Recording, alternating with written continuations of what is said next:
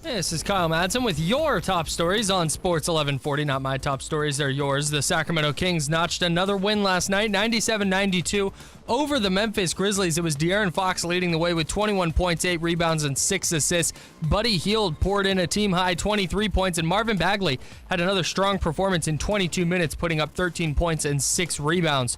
The Red Sox took a 2-0 lead in the World Series with a 4-2 win over the Dodgers last night. J.D. Martinez 2-run single in the fifth broke a 2-2 tie and proved to be the game winner. Week 8 of the NFL season kicks off tonight right here on Sports 1140. The Dolphins are in Houston to take on the Texans, who have won 4 in a row, so we got a fun matchup between a couple of 4-3 teams. Kickoff for that one is slated for 5:20 right here on Sports 1140. And the Warriors beat the Wizards last night 144-122 behind 51 points from Stephen Curry in 32 minutes. He was 15 of 24 from the floor and 11 of 16 from beyond the arc. Those are your top stories. And now back to the drive on Sports 1140 KHGK. Rise and shine, sleepyhead. I'm not letting you go to work today. Wait, what? Everybody, listen up. Welcome to The Drive. Morning, morning, morning. You're gonna talk. Get on the phone at 339-1140. Pretty awesome, huh? Jump in on our text line at 441140. Everyone is talking about it. You must know that. The Drive starts now. All right, Luke Bourne coming up at 8:05. Luke Bourne is the head analytics guy. I got to get his title right, by the way, over at your Sacramento Kings headquarters. He's going to come on because I'm getting very tired of not understanding what a lot of these DVOAs and PERs and box plus minuses and all this newfangled millennial stuff being thrown around. So we're going to bring him on to explain to us what the heck's going on. Sam Amick will join us. We moved him forward a little bit, or back at 8:35 from The Athletic. Kings win. Got to talk about Doug Christie here, too. You know, we talked about Doug earlier, but I got to... This is where Doug, I think, brings the most to the broadcast. This is the number one thing I love about Doug being on the broadcast. Last night, end of the game, Kings had a violation in the backcourt. You know, luckily the game was pretty much in hand. I think they were up 9 or 11, something like that. And Buddy Hield had the ball. They couldn't get over the midcourt line. They didn't even get close. Turnover, Memphis. Memphis goes down. I think they scored. Something happened. I don't know what the hell it was. But then Buddy, on the very next play, he takes the ball out, does not pass it in within the 5 seconds. 2 violations in a row with, seriously, 15 seconds left in the game. You just can't do that. And Grant and Doug are freaking out and making excellent points. If you don't have the awareness, you got to get off the floor. You have a timeout. You can call the timeout. And, oh, by the way, Buddy, they're in a fouling situation. You're one of the team's best free throw, if not the best free throw shooter on the team. You shouldn't be inbounding the ball. You have to have awareness. Buddy just straight crapped the bed last night, and thank God at that point. And thank God it didn't have any effect on the game. Well, game ends 10 seconds later. Guess who's their post-game interview? Buddy Hield. And Doug Christie, right out of the box, says, "Hey, Buddy, you and me later are going to work on these inbounds plays. What happened there? A little brain fart?" Right out of the box, goes right at Buddy. And here's the thing. Buddy's a nice guy, and I imagine he would have answered it no matter what. But Doug is around the team. Doug is not only a legend to us, but a legend to a lot of these players. Yeah, he's a former player. There's a different type of respect and camaraderie there. And Doug was able to use that, which is very natural to him, that connection, and go right for the throat out. And not in a mean way, just what happened. Right for the throat is really, really violent for that. Right. Just right to the point. Yeah. And I loved it. That's really good insight and a peek into a conversation that sometimes we're not really privy to as fans. Right. So, people talking about him stepping on Grant's call and all that stuff. Yeah, that's fine. Like we said, it's his first year. But I really, first off, has to be the first time in Sacramento Kings history, I guarantee you the word fart was ever used during a broadcast. Ever. And it was, I promise you, maybe in the NBA.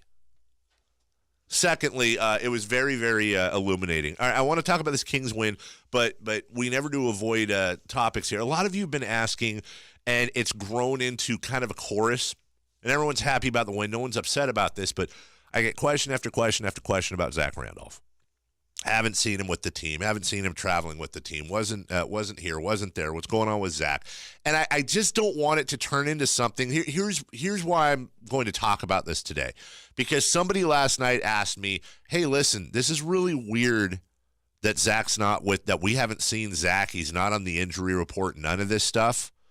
Is there something disciplinary going on that we don't know about? Did Zach do something wrong in the offseason? And it's being swept under the rug. And that's when I went, okay, listen, this is important now because Zach has had issues in the past, and we all know about that. Right, we're not trying to start rumors. And more to the point, I don't like rumors being started, period, by anyone, especially with a guy like Zach. So here's what I can tell you. Number one, I don't know, like, the whole story on what's going on with Zach in the future. What I do know for a fact, because I asked, there is 100 billion% nothing disciplined. Zach has done nothing wrong. Please take this with a grain of salt. Here's what I think is going on. I think the Kings are playing it at the number one pace in the NBA, or at least top five. I don't think there's any minutes for him, like, at all. He can't keep up. And I think that the Kings, the organization, the players, and they showed this with Garrett Temple in the trade last year. They've shown this with their veterans, especially as of late.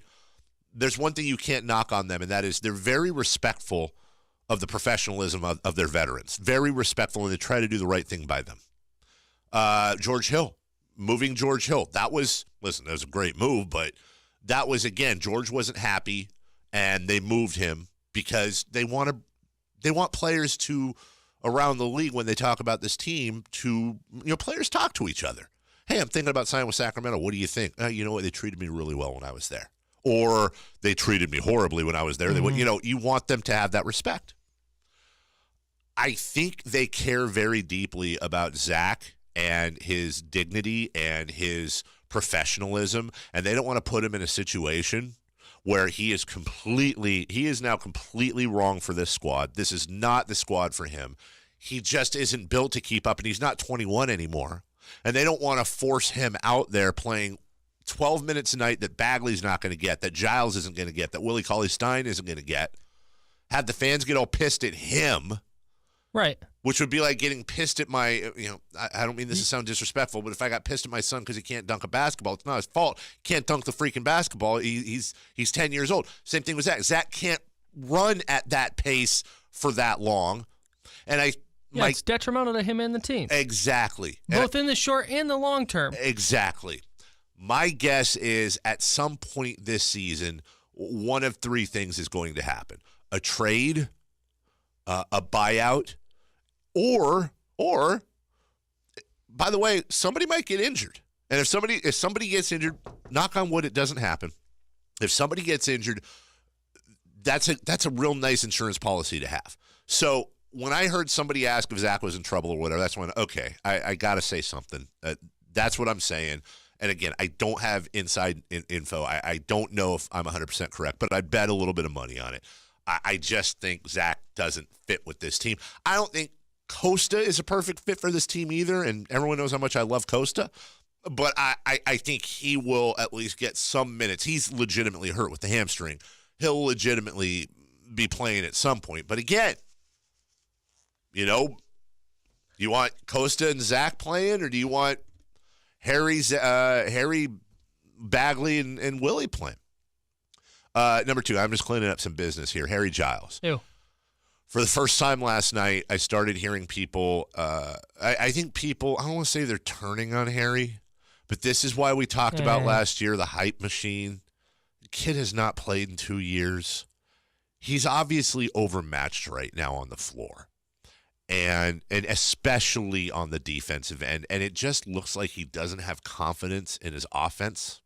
He's missing a lot of bunnies. We're not seeing the same Harry we saw in preseason because, by the way, these games count. It's a little difficult for him.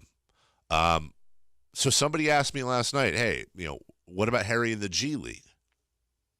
And for the first time last night, I started entertaining the thought, listen, I think it's way too early for that, number one. Number two, the G League connotation isn't what it used to be. That's called go get your confidence at 30 minutes a game and let's figure it out.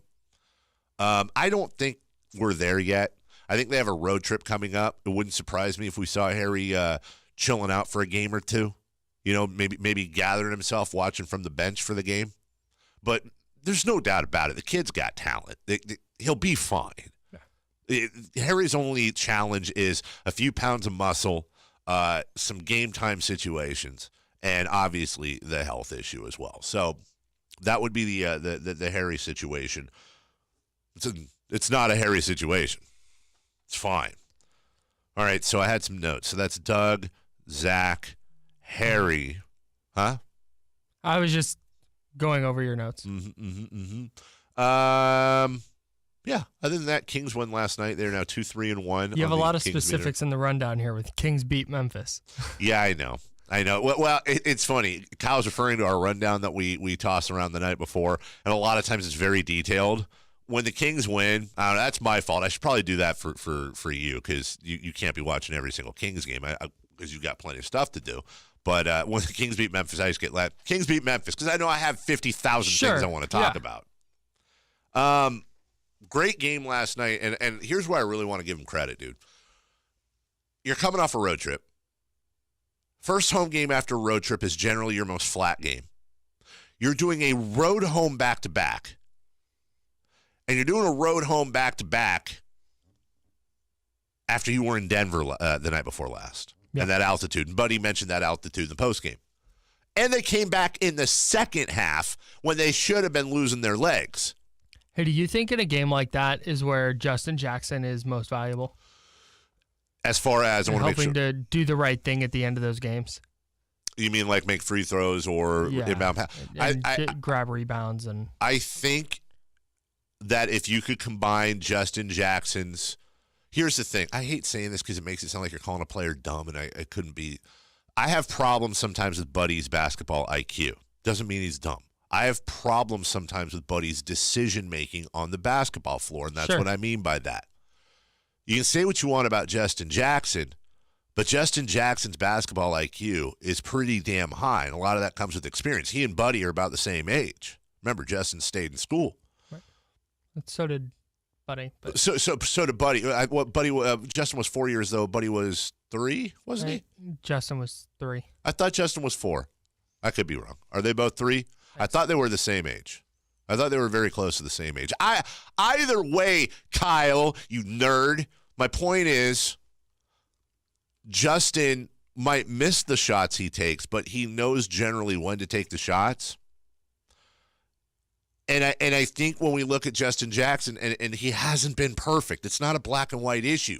You can be improved without being perfect. I think Justin's had a decent few games. Now, do I think he should be playing, 36 minutes a game? No, I don't. Buddy played 4 years at Oklahoma. Did Buddy play 4 years? How old? Did you see how old? Did you compare how old they were? Buddy's 24, Justin's 23.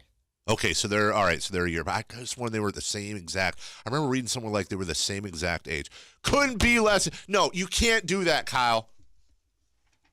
You can't correct me in minutia, derail my point, and then when I talk to you about it, give me the "we gotta go" thing. Hey, buddy, dude, that's just flat mean. You can just blow through this break if you want. Willie Cauley-Stein makes some of the dumbest decisions on the court. I wish his basketball IQ was better. That's from the text line. Hey, listen, and we'll take a break on this one. I've been as hard on Willie. I've been a huge Willie critic for a long time. What, you trying to look at my shirt? Yeah. Oh. This is, nice, huh? I like it. Do you understand it? Yeah. Okay. Wearing the hashtag binding shirt. That's an old Kings battle thing with Seattle. Willie, as predicted, I'm fine with Willie's play this year. It's not perfect. Willie is having, so far, his best season in a very short period. By the way, let's please not forget, take what Willie's done and understand that he's done it against Rudy Gobert, Steven Adams, Marc Gasol, Nikola Jokic, and Anthony Davis. That's his first 5 games. He actually dove last night for a loose ball late in the game. Fine with Willie. I don't think he's going to be here next year, but I'm fine with Willie. So I'll defend him. When he deserves it, I will defend the guy. We'll take a break. Let's get some football. We have been basketball heavy for an hour 15. We've been straight basketball. Oh, we had some World Series talk. Shooty hoops. When we come back, throwy balls with the football. Throwy downs. Get that checked out. What would be the equivalent? Shooty hoops to throwy? Shooty hoops to footy balls. Footy balls. Yeah, that's better, Kyle. We'll take a break. When we come back, 4 Down Territory right here on Sports 1140 KHTK. 4 Down Territory brought to you by Fire Wings. 21 different flavors to choose from. Kyle has tried them all. Tried all 21. Firewings.com. Just wing it. Back to 4 Down Territory in football today. What's first down? Lee Smith passionately defended Derek Carr. Do you buy it? I certainly buy what Lee Smith said. I buy what he said, and I take the man at his word. And I think a 600-plus word speech about Derek Carr. I think if he had a lie detector test hooked up to him, machine hooked up to him, I think he passed it with flying colors. That's not the question. The question is, does everybody in that locker room believe that? Generally, where there's smoke, there's fire. Generally, when there's denials, there's a figment of truth.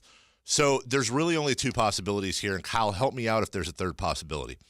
Lee Smith is lying. I don't believe that. Or Marcus Thompson's lying, the writer for The Athletic. Marcus Thompson's literally fabricating quotes. Now, let me finish that because I don't want this taken out of context because I don't think Thompson's doing this. But do you see a third option between Lee Smith lying and Thompson literally fabricating quotes from players and writing them in The Athletic? Do you think Lee Smith has gone to every single player in the locker room? I do not. The 51 other guys besides Derek Carr and said, hey, how you feeling about DC? Right. And that's all it takes. All it takes is one guy. Right. All it takes is one disgruntled guy. We're not even going to come close to speculating on who it could be to say something, and now you have a story. Right. And that's just it. Surely there are people who are upset they're 1-5 and Derek Carr hasn't been playing particularly well.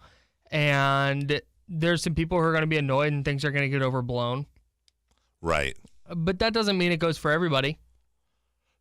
Absolutely right. Lee Smith may be right, and there may be 35 guys in the locker room who agree with him. But like you said, it takes 1, 2, 3 guys who are like, screw this guy, and they go talk to Marcus Thompson, and now we're here. Second down. Second down. John Gruden says the Raiders, quote, aren't trading anyone else. Do you buy that? Nope. Now, they might not trade anybody else. And Gruden said at one point, you never know what can. And to Gruden's point, he said, if I said never to you guys talking to the media, and we'll play this clip later, if I said never, then I apologize. And I think I understand and appreciate what he said, which was, I don't know what can change. Somebody could call us tomorrow with a massive deal that we can't turn down. And that's very fair. Right. So the plan may not be to trade anyone else. Yeah, their intention may not be to trade anyone else. They're not shopping. But if you're a GM, for example, in Jacksonville, in New York, and the Raiders are open for business, and you look at Derek Carr and all this stuff going on, you're not gonna pick up the phone and call John Gruden. You're not gonna pick up the phone and call Rajon Rondo. Yeah, of course you are. Of course you're gonna call them. And if you give them something that's going to bowl them over? If Jacksonville calls the Raiders and says, we will give you this year's first, this year's third, this year's fifth, next year's first, and next year's second for Derek Carr. You take it. Derek Carr's being traded. You drive him. You put him on the Deshaun Watson bus that he took to was that Jacksonville as well? Yeah. Yeah. You put him on that same bus. That's not going to happen. No. But if John Gruden says we're not trading anyone else, right, the Jags call with that offer, then it should happen. Yeah. The only thing worse than making a trade is not making a trade that can better your ball club because you said something to the media. Right. Screw the media. And I'm in the media. Screw the media. You do what's best for your team. 4th down. Nope, 3rd down. Move the chains. Who is your most surprising team through week 7? All right, I know the way I phrase this question, you expect me to go one way, or you should, but I'm going to go the other. My most surprising team is the Jacksonville Jaguars, and not on the good side, on the bad side. I'm shocked. I really am shocked by them. That doesn't mean I had a ton of faith in Blake Bortles. I had a ton of faith in that defense. I had a ton of faith in them coming in this year with momentum. I had a ton of faith when I saw them beat the Patriots by 11 to go 2-0. And I'm thinking, here we go. I can't wait to see Jacksonville play the Chiefs because it's great offense versus great defense. And boy, what a battle. Patriots, Chiefs, Jacksonville. And Jacksonville has just crapped the bed. Titans, Jets, Chiefs, Cowboys, Texans. That's their last 5. They've won 1 of them. Doug Marrone should be on the hot seat. Blake Bortles is certainly on the hot seat. And that is why we mentioned Jacksonville in the previous down, because that's the type of team that I truly believe is on the cusp of contending for a championship, but you can't contend for a championship without somebody driving that train. So Jacksonville to me is the most surprising. Yeah, Jacksonville's up there. The Eagles are up there in that same kind of realm of defending Super Bowl champ who we thought would contend again this year, and they're sitting at 3-4 and haven't looked very good. The Chiefs are my surprise the other way. Mm-hmm. I think you and I and a lot of other people thought the Chiefs were going to be good. Not this good. They are dominant. Patrick Mahomes is incredible, and the Chiefs to me are the most surprising good team. You know what, Kyle? I think we're both right. Yeah. Yeah. Yeah. Yeah. Yeah. 4th down. Get a little like 4th down. Where are we? Houston versus Dolphins.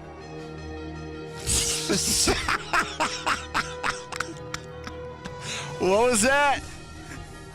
The Texans versus the Dolphins. Who you got? Houston. Houston's a whole city's just fighting Dolphins. Let's think of a court case. City of Houston versus Dolphins. Suck it, Flipper. Bring it on.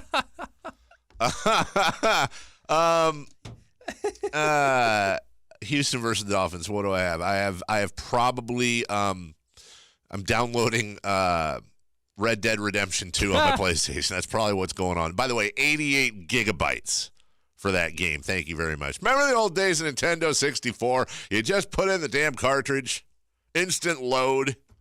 What do I have here? I don't know, man. This is a real tough game. It's a tough game because it's in Miami. It's a tough game because Houston is weirdly on a pretty decent winning streak right now. These are two teams that I could see on any given Sunday losing 41-10 or winning 28-21 against like any team. I don't know what Houston is, and I don't know what the hell Miami is. Yeah, Miami has Brock Osweiler as their quarterback, but we're in the hour that my girlfriend might be listening, and she's a Dolphins fan, so I'm going to pick the Dolphins. Miami has lost 3 of 4. The one win, though, a 3-point win over. They beat the Bears by 3 points, and then they lose to the Lions. Yeah, here's the bottom line with the Dolphins is Brock Osweiler is their quarterback, and I know that worked out for them okay the first week. It didn't go so good the second week. I think we're ready for him to kind of be Brock Osweiler again. And this Texans defense is good. They're rolling. They've won 4 in a row. Deshaun Watson's starting to figure it out again. I like the Texans 23-16. They just went into Jacksonville, as we talked about, 120-7. You think they stayed in Florida? Probably not, right? No. Let's go with something similar. Let's go 21-14. It's in Houston. Is it in Houston? Yeah. Well, right, stupid. So why would they stay in? Wait, is it in Houston? I told you it was in Houston. Yeah, Houston's hosting the Dolphins. What are you thinking? Why'd you think it was in Miami? See how I did that? I turned it around on you. Yeah, nice, dude. You like that? I don't know why I asked if they stayed in Florida. You want me to go get that burn cream for you? Yeah. All right. I'll say 21-13. Something like that. Something low-scoring and sloppy, but something right. happens. Something close that they can say it was a good game, but it wasn't. So what that means is take the over because it's going to be like 48-40. All right. When we get back, Kings Grizzlies, we'll open up the phone lines to you. De'Aaron Fox takes over. Bagley, another solid night. Let's talk about this team. Let's talk about the credit and who deserves it. And let's talk about tempering expectations as well. The drive is next. Sports 1140, KHTK. This is Kyle Madson with your top stories on Sports 1140. We're having a good old time in here. Who are? Eunice and I. Me and Eunice. I've never heard her talk before. It's because you don't hang out in here with the cool kids. That's a great point right there. The Kings won last night. Did you know that? I do know that. It was 97-92 was the score. Hey now. Do you know who the high scorer was? Do I know who the high scorer was? That would be the Aaron. No. Huh? Who was it? Buddy Hield. He had 23. Oh, that was De'Aaron Fox. De'Aaron Fox had 21, though. That's You're very better. close. That's better. He also had 8 boards and 6 assists to help lead the Kings to a victory. Marvin Bagley was good as well. 13.6 boards in 22 minutes. The Red Sox lead the World Series 2-0. They beat the Dodgers 4-2 last night. That was in Boston. JD Martinez had a 2-run single in the fifth to break a 2-2 tie. Now that series shifts. That The series. series shifts Some things don't react down well to Los bullets. Angeles. Week 8 of the NFL season kicks off tonight right here on Sports 1140. The Dolphins take on the Texans, who have won 4 in a row. So a fun matchup between a couple of 4-3 teams. Kickoff slated for 5:20. Those are your top stories. Now back to the drive on Sports 1140 KHTK. Yeah. It's The Drive on Sports 1140 KHTK. Want to get all over the place in this half hour before Luke Bourne joins us for a little Statistics 101.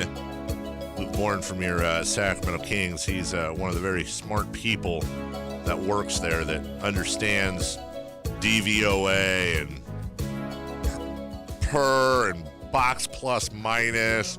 I for sure wouldn't ask about DVOA because I believe that is a Football Outsider stat. Yeah, I don't know. That's the thing. I'm gonna throw all the abbreviations at him. Have him come up with it. TPA. Tony Parker assists? Yes. Isn't that the TPA is the thing you join when you have kids in school? True shooting Teachers percentage. Parents Association. TS percentage. Luke is the Vice President of Strategy and Analytics. Vice President of Strategy. He's in a meeting. He's like, okay, guys, here's what we're going to do. The Vice President of Strategy. Strategery. In this segment, I would love to get to Mike Ditka video from him being trashed. Let's just do that now. You want to do that now? I think we should kick off with that. I got to talk Kings here. But do we? Well, yeah. I mean, it's 7:30. Everyone's tuned Mike in. Ditka being drunk is a good segue into the Kings. All right, this is from 1987. This is Mike Ditka doing one of those coaches shows. This is called Bears Extra with Johnny Morris. Who's Johnny Morris? You don't care, but he's the announcee. He's the host. Mike is clearly having a good time or had a good time prior to coming on. Maybe a couple Chardonnays.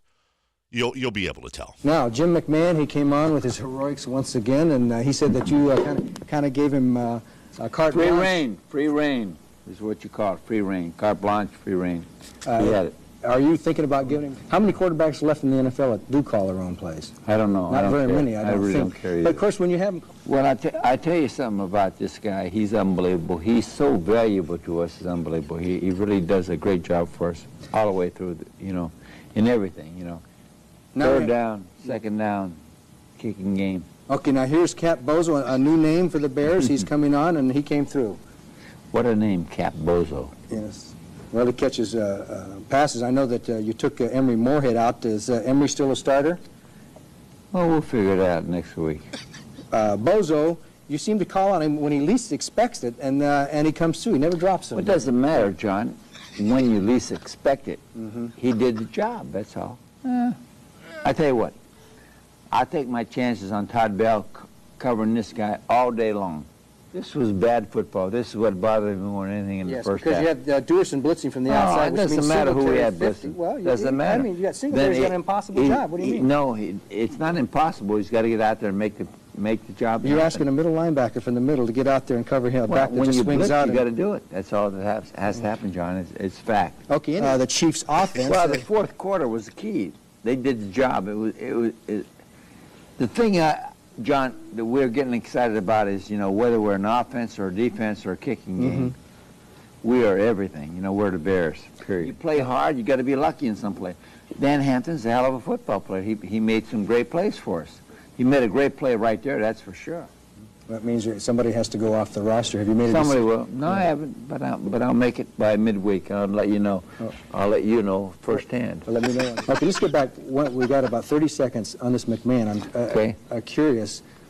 You didn't really give me an answer. What are you going to do on McMahon is doing so well? Are you going to just go by gut instinct as to way, hey, you call him the rest of the way? Or are you going to say, hey, Jim, we're going to let you call the plays? I mean, I think that's... Well, what we're going to do, John, is what we think is best, and I'll call some, he'll call some. That's what'll happen. But that's Mike Ditka from 1987. Where's this video been? There's a vault of videos like this. Oh, boy. Because there's no way Mike Ditka was the first NFL coach to do public access television while schmammered. Yeah, that wasn't public access television. I think that looks like that's the Bears Network, and that's their weekly coach show, which they used to have back in the day before everything took over. That was probably on like public access. Yeah. Okay, John, I'll let you know first. I'll let you know firsthand. Hey, I'm not ripping Mike. You're Mike Ditka.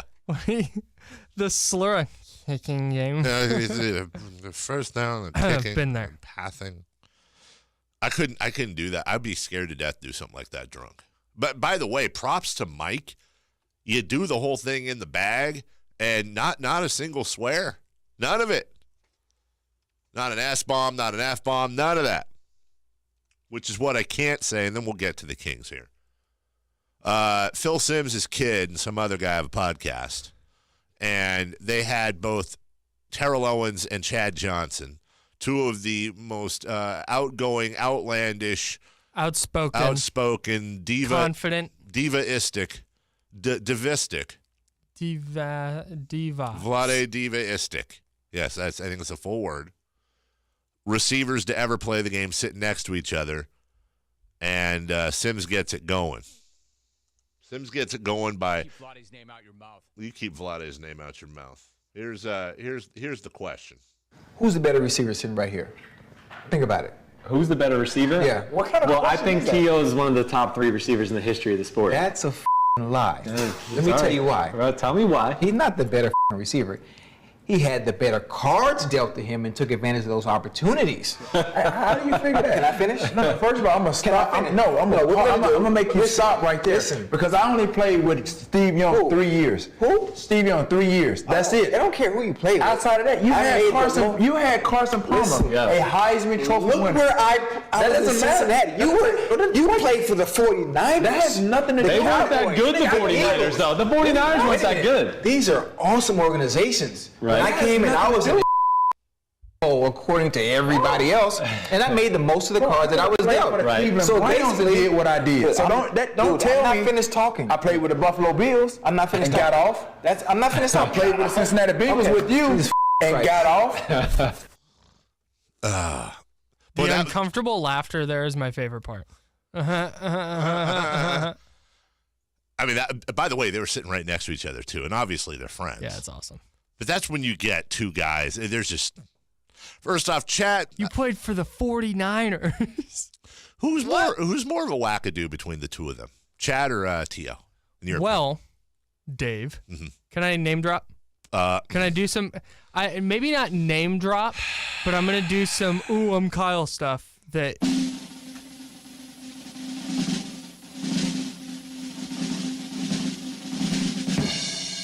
So I was covering the 49ers' private ceremony of the unveiling of the Dwight Clark, Joe Montana statue at Levi Stadium. Kyle was covering private ceremony.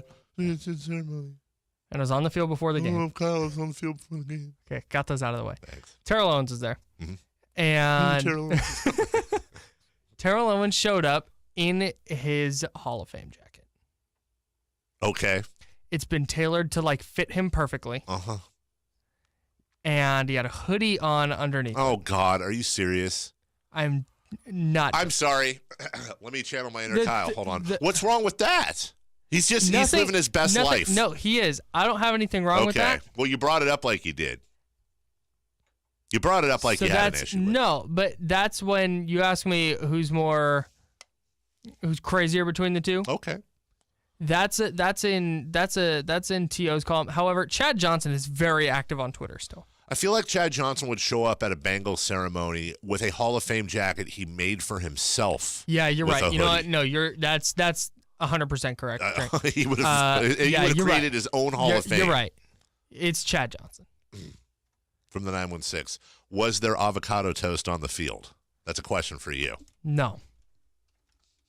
It's in the press box.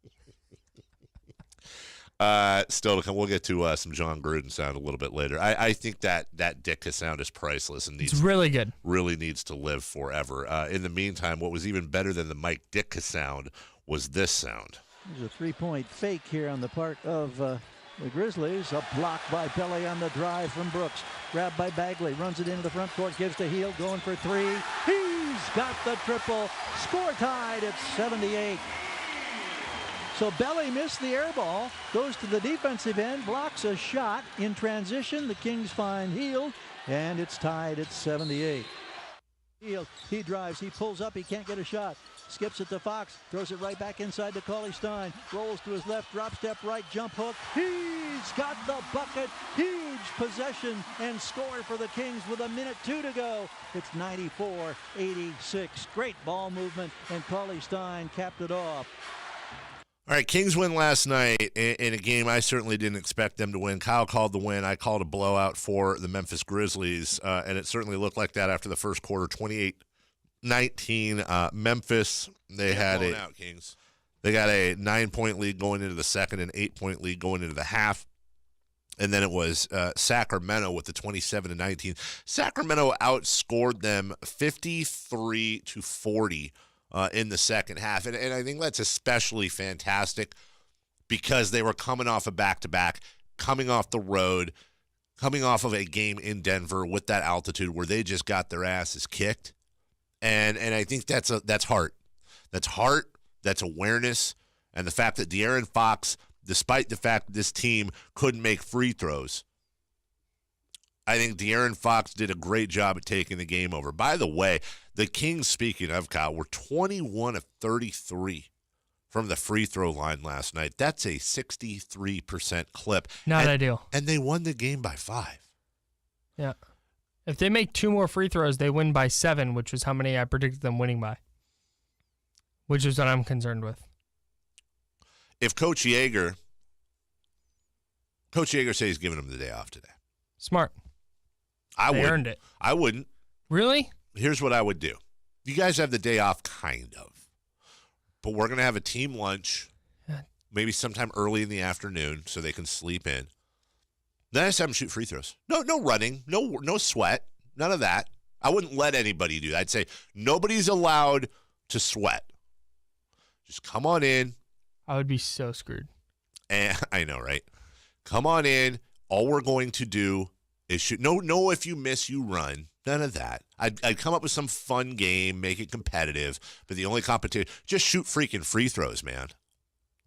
I think they'll do that whenever they get another practice. But I think Yeager knows that it's a long season and it's a grind where anytime you can get a day away from basketball. Just had a road trip, came back, got a big win.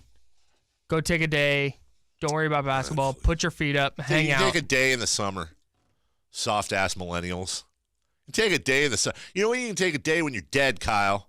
Right now, you got to want it. Hey, is Kobe Bryant taking days off? Is Michael Jordan taking days off? When will you be going and trying to get on the Kings coaching staff? Because you apparently know better than they do. I do. Yes, I do. Listen up, coach.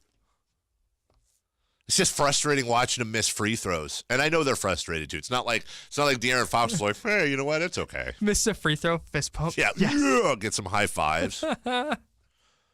From the 916, hey, guys, every once in a while I'm seeing ball movement by the Kings on offense. When they do that, they score. They might just win 34 games this year if they keep playing like this. So, first off, the ball movement at times is looking a lot better. If Coach Yeager, and I think Coach Yeager sandbags a little bit sometimes, like when he said I only have 18% of the offense installed, I kind of double that. Like, okay, dude, you probably have 36% in, but that's fine. If that's close, then that's kind of scary.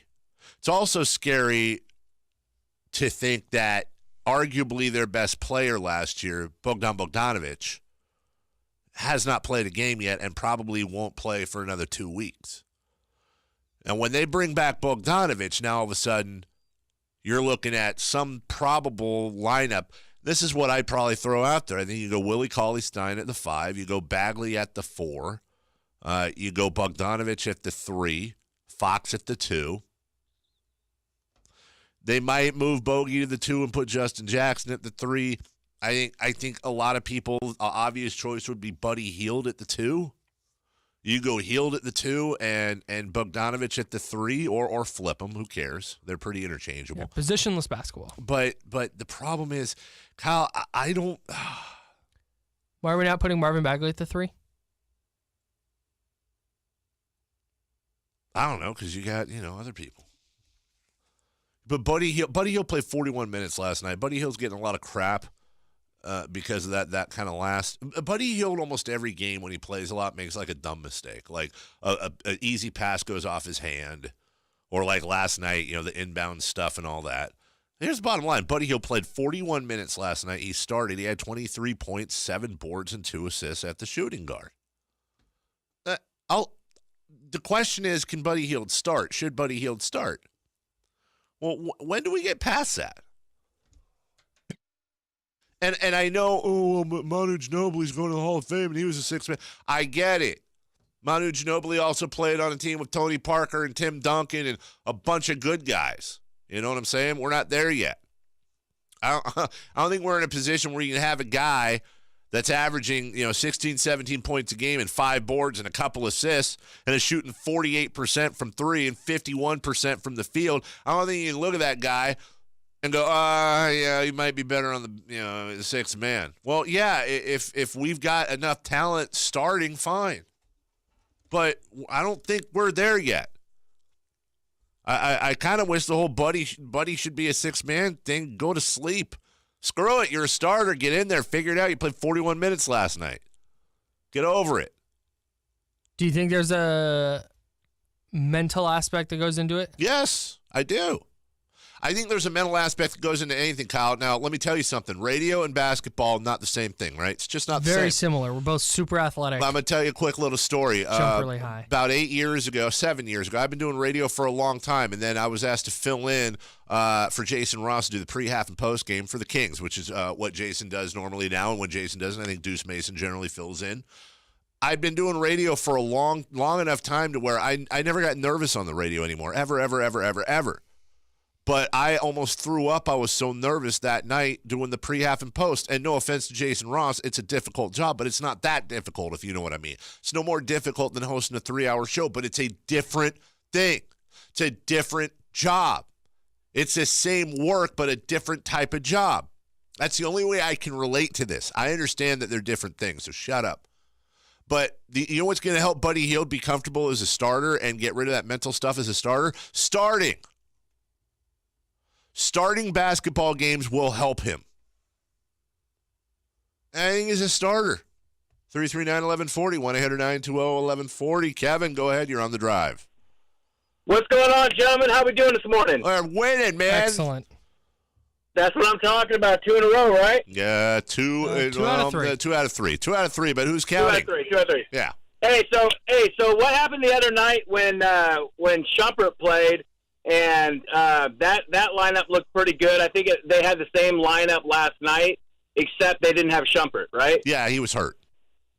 Oh, that's why he didn't play last night. Yes, sir. Yeah, he was hurt. He was on the sideline. He was in street clothes.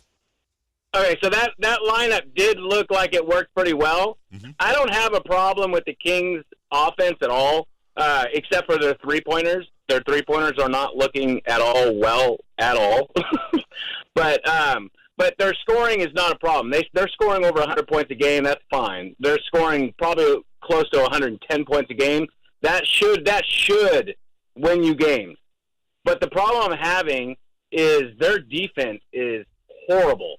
And the coach's job is or he's supposed to be a defensive-minded coach, and I don't see this team at all, even last year, playing any type of defense. I mean, what is your take on that? My take is, first off, when we say defensive-minded coaches, I think the best coaches will mold to their rosters. So Dave Yeager in Memphis had Tony Allen and Mike Conley and Zach Randolph and Mark Gasol or Pau Gasol or one of the Gasols. You molded that. And I think a lot of people said with Michael Malone, hey, Michael Malone's a defensive coach. The Kings can't play defense. And then he went to Denver, and they can play defense. But he also has coached some very good offensive teams. Coaches will mold to what they have. I think Coach Yeager's coached his ass off this year.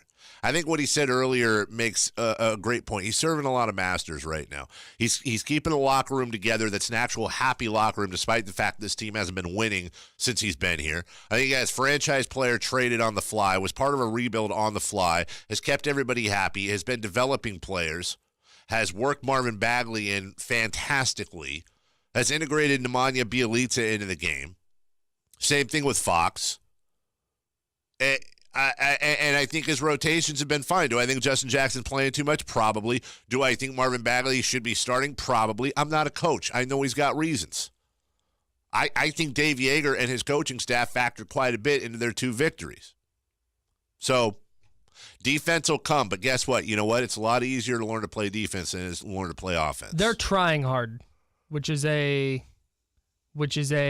huge testament to the coaching staff. Hey, not for nothing, Kyle. They held the Grizzlies 92 points last night. Yep. In a league that's scoring 120 a game. So it is what it is. All right, we'll take a break. Before that, though, we have this word from Kyle Madson. I got a couple of giveaways today. We're giving away a $50 gift card to Islands. Try out Islands Roseville across from Sunsplash Water Park on the corner of Taylor and Roseville Parkway, and Islands Folsom located on Iron Point Road in front of Best Buy. Make sure to get yours. Get your tickets at KHTK.com. All KHTK giveaways powered by RosevilleAutomall.com. We're going to be giving away 2 of those today in the 3rd hour, so stay locked in for that. Wow, that's in 3 minutes. In that hour, you'll be giving away stuff. Wow. All right, well, in that hour as well, Sam Amick of The Athletic will join us at 8:35. Luke Bourne at 8:05. He's coming up next, the VP of Analytics and Strategy for the Sacramento Kings. Hey, kick back and listen to this next segment. We're going to have a little bit of fun as we can with math. All these numbers and stats and everything you see in the NBA, box plus, minus, and per, and all that whatever that I don't get. Here's your chance to sound smarter around the water cooler. Luke's going to explain some of the stuff next to us on The Drive. Sports 1140 KHTK.